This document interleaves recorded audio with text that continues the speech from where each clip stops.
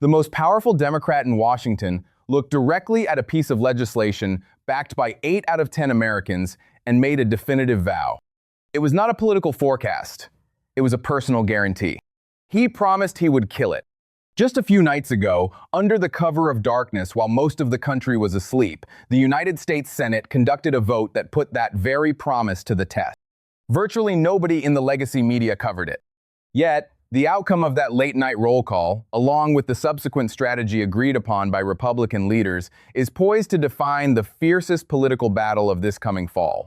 By the end of this breakdown, you will understand exactly where the legislation stands, who blinked when the pressure mounted, and precisely what is scheduled to unfold this September. The conclusion of this high-stakes showdown may come as a genuine surprise. If election integrity and transparent governance matter to you and you want honest breakdowns of the legislative fights Washington prefers to keep out of view, be sure to like this video and subscribe. Every single interaction signals to the algorithm that the American public is paying attention, which is precisely what this pivotal moment requires. To understand the full scope of this battle, we need to go back to the beginning. The mainstream media has gone to great lengths to portray this bill as convoluted and sinister, but in reality, it is remarkably straightforward. The SAVE Act, short for the Times, Safeguard American Voter Eligibility Act Times, does two fundamental things. First, it requires documentary proof of U.S. citizenship, such as a passport or a certified birth certificate, whenever an individual registers to vote in federal elections. Second, it mandates that voters present a valid photo identification when casting their ballot at the poll. That is the entire premise. Prove you are an American citizen when you sign up to vote, and prove your identity when you show up to cast your ballot. It establishes the exact same standard Americans routinely meet every single day, whether they are boarding a domestic flight, opening a basic checking account, or picking up prescription medication at a local pharmacy. Opponents of the measure argue that this legislation is wholly redundant, pointing out that non-citizen voting has been a federal felony since 1996, carrying strict penalties such as fines, prison time, and deportation. Proponents counter with a simple, common-sense question. If voting by non-citizens is already illegal, why resist the mechanism required to verify it? Driving without a driver's license is illegal, yet law enforcement still checks licenses. An unenforced rule without verification is merely an honor system, and supporters argue that the integrity of American federal elections demands far more than blind trust. Every twist and turn in this political clash stems from that fundamental philosophical divide. Now, consider the chief gatekeeper standing in the doorway. Senate Democratic leader Chuck Schumer, currently the highest-ranking elected Democrat in the nation. When this legislative fight began heating up, Schumer did not hedge or express mild reservation. Instead, he took to his official channels to brand the SAVE Act as a set of Jim Crow-style voting restrictions, declaring that the legislation would be completely dead on arrival in the Senate. He went even further in formal statements, labeling the bill a legislative poison pill designed to derail any broader bill it might be attached to, and openly accusing Republicans of attempting to resurrect Jim Crow across the United States. Speaking from the Senate floor, Schumer remarked, "Republicans bristle every time I call the SAVE Act Jim Crow too, because sometimes the truth hurts. Consider the profound historical gravity of invoking Jim Crow. That era was defined by intentionally impossible literacy tests, exorbitant poll taxes, and state-sanctioned racial terror aimed at violently disenfranchising Black Americans. Yet, that is the exact historical comparison the Senate Democratic leader chose for a bill that asks individuals to present a birth certificate and a photo ID. This raises the central question of this entire debate. Is that characterization intellectually honest? Before analyzing the real-world data from states that implemented similar standards, we must look at where the American public stands. The electorate has already spoken on this issue with unmistakable clarity, even if Washington leadership prefers to ignore it. According to widespread polling from Gallup, 84% of Americans favor requiring a photo ID to vote in elections. 83% favor requiring proof of citizenship when registering to vote for the first time. These are not purely partisan Republican metrics. They represent a broad, unified American consensus. Breaking down the numbers reveals an even more compelling picture. 98% of Republicans support the photo ID requirement. 84% of independents support it. 67% of registered Democrats, two-thirds of Chuck Schumer's own base, support the very standard he labeled Jim Crow. Furthermore, support spans across all racial demographics. 86% of white voters favor photo ID laws. 80% of minority voters support photo ID laws. 76% of non-white voters favor requiring proof of citizenship for voter registration. These findings are consistently reinforced across multiple pollsters. In August 2025, Pew Research documented 83% public support. Rasmussen reports found that 77% of likely voters view photo ID as a common-sense safeguard for election integrity. Across dozens of surveys over multiple years, public support rarely falls below roughly 3/4 of the entire country. To put this in perspective, 36 states already request or require some form of identification for in-person voting. For the vast majority of Americans, the SAVE Act represents neither a radical overhaul nor a suppression campaign. It is simply a federal confirmation of the rules they already follow. Consider the recent precedent in Georgia. In 2021, the state legislature passed a comprehensive election integrity bill, SB 202, triggering an immediate firestorm of catastrophic rhetoric. Critics branded the legislation Jim Crow on steroids. Major corporations faced pressure to boycott the state. Major League Baseball pulled its prestigious All-Star game out of Atlanta, and Chuck Schumer publicly labeled the law Jim Crow 2, the precise phrase he is deploying today. What happened when the ballots were actually cast? In the 2022 midterm elections, Georgia recorded historic, record-breaking turnout among black voters. The dire predictions of widespread disenfranchisement and suppressed minority participation completely failed to materialize in the empirical data. While policy analysts can debate specific administrative details, the primary apocalyptic narrative that voter ID requirements would lock millions out of the democratic process was thoroughly tested in a major battleground state, and voter participation increased rather than decreased. If more than 80% of the public supports these measures, why hasn't the SAVE Act become federal law? This is where the legislative machinery of Capitol Hill comes into focus. The House of Representatives has passed this legislation repeatedly since 2024, most recently in February 2026. However, when it passed the House in 2024 with the support of only 5 Democrats, it stalled upon reaching the Senate.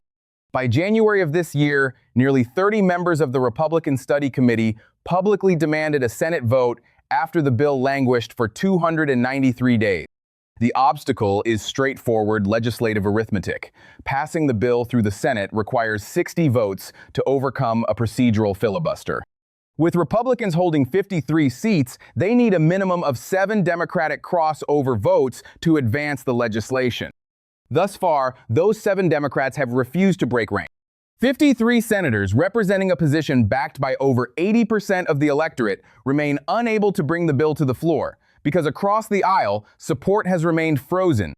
The supreme political irony of this standoff becomes apparent when looking back to January 2022. At that time, Democrats controlled the Senate majority and were pushing their own sweeping federal election reform, the Times Freedom to Vote Act times combined with the Times John Lewis Voting Rights Advancement Act. When that bill collided with the exact same 60-vote filibuster threshold, Democratic leadership attempted to alter the Senate rules to create a carve-out exception, seeking to pass the legislation with a simple 51-vote majority. That maneuver collapsed when 2 moderate Democratic senators, Joe Manchin and Kyrsten Sinema, refused to dismantle institutional precedents for a single-party line bill, a decision for which they faced intense condemnation from their own party. Fast forward 4 years, and the roles have completely reversed. Now, Republicans hold the majority with an election integrity measure, facing the exact same 60-vote institutional barrier, while conservative commentators question why leadership will not bypass the filibuster. Historically, whichever party holds the gavel views the filibuster as an obstruction, while the party in the minority views it as a sacred constitutional shield. When President Donald Trump designated the SAVE Act as his administration's single most critical legislative priority, stating he would not sign any other legislation until the bill reached his desk, some conservative lawmakers openly advocated circumventing the filibuster. However, Senate Majority Leader John Thune quickly assessed that there was insufficient consensus within the Republican conference to dismantle the procedural rule. Leader Thune addressed the reality directly, stating to reporters, "It's about the vote. It's about the math." He emphasized that his responsibility as Majority Leader is to be practical about what can realistically clear the Senate chamber. While some observers viewed that stance as pragmatic leadership and others saw it as unnecessary hesitation, it transformed the issue from a swift procedural vote into a prolonged legislative war of attrition. The Senate proceeded with formal floor debate in March, with the Majority Leader speaking regularly on the bill. On June 4, the SAVE Act was brought to a vote as an amendment to an immigration funding measure and failed to overcome the filibuster. Democrats held a unified line, prompting many commentators to declare the bill dead on arrival. Yet, that vote was not the final chapter. During the final legislative session before the congressional summer recess, Republican leadership executed a strategic maneuver. Lacking the necessary votes for the full SAVE Act, they stripped the bill down to its single most popular, broadly supported component, the mandatory photo ID requirement, backed by 84% of the public. They brought this truncated measure to the Senate floor, directly challenging Senate Democrats to vote on record against standalone voter ID ahead of an election cycle. Working past midnight into early Saturday morning, the Senate held the roll call. The measure failed to pass, securing 52 Republican votes, falling 8 votes short of the required 60. 2 senators, Mitch McConnell and Peter Welch, did not cast a vote, while every single Senate Democrat present voted no. Not a single Democratic senator crossed party lines to support a standalone photo ID requirement, despite 2/3 of their own voters supporting the policy. Following the vote, Senator Mike Lee promptly stated, "We're going to have to keep fighting on that one. We're not done." Before departing Washington for recess, Republican leadership officially agreed to schedule another full-floor vote on the comprehensive SAVE Act when the Senate reconvenes in early September. This sets up a major legislative showdown mere weeks before the midterm elections, forcing every senator to take a formal, recorded stance as general election ballots are prepared. The Democratic caucus, however, may not remain completely unified. Senator John Fetterman of Pennsylvania has notably diverged from his party's traditional messaging on this issue. Addressing the standard rhetoric, Fetterman explicitly rejected the historical framing, stating that requiring identification is neither Jim Crow nor an extreme policy position, while simultaneously emphasizing that mail-in voting is entirely secure, citing Republican-led states like Florida and Ohio as premier examples of secure election administration. Fetterman's primary critique of the existing SAVE Act was that it was needlessly complicated, observing that Florida had successfully implemented an effective voter ID framework while preserving accessible mail-in voting options. By framing his concerns around legislative mechanics rather than racial suppression, Fetterman has adopted a negotiating posture rather than an absolute blockade. This raises a critical question for September. If Republicans introduce a revised compromise that guarantees photo ID and proof of citizenship standards while explicitly protecting established mail-in voting processes, how many moderate Democrats might consider supporting it? Only 7 votes stand between this legislation and the president's desk. A balanced view of the legislative debate requires evaluating the arguments presented by the bill's critics. Policy organizations, such as the Brennan Center for Justice, argue that strict documentation and BS mandates could disenfranchise more than 21 million voting-age Americans who do not possess immediate, low-cost access to official passports or certified birth certificates. They contend that requiring in-person proof of citizenship would effectively dismantle most modern online and mail-in voter registration systems, while emphasizing that confirmed cases of non-citizen voting remain statistically minimal. Proponents offer direct policy solutions to these concerns. 1. Federal and state resources can be allocated to provide free, accessible identification documents to every eligible citizen. 2. Registration databases can be modernized to verify citizenship electronically without burdensome bureaucracy. 3. Establishing preventive security measures is standard practice. Rare occurrences do not justify the absence of basic safeguards. This represents a substantive policy debate on the fundamental rules of American democracy, a debate that warrants open deliberation and a transparent roll call vote under public scrutiny. The broader political implications extend well beyond this single bill. Leader Thune has noted that if the legislation fails to pass, it will serve as a central campaign issue throughout the upcoming election.